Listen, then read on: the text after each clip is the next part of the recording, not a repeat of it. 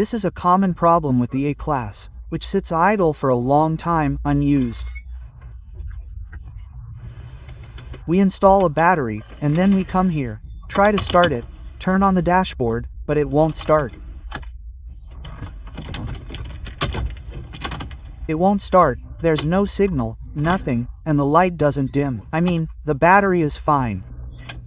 And then, for those who know, removing the starter motor from this car is a huge job. In some cases, we even recommend removing the entire mechanics, engine, transmission, and everything else. We've already done this on this car, but it might be a much simpler thing. See this relay here that happens when you start the A-Class? The computer command doesn't go directly to the starter motor.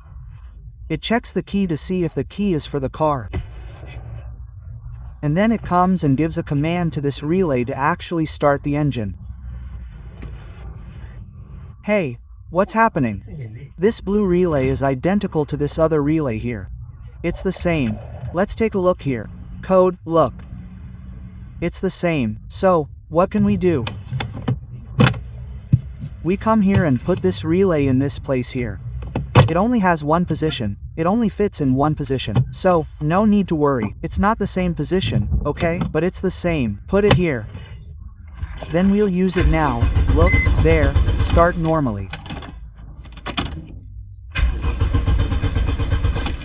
So, I mean, we can save a lot of time, money, and headaches, right? Of course, because of a relay.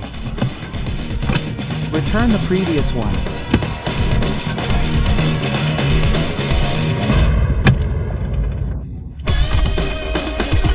We go there now, more carefully. How's that? The relay touched, it's on the air.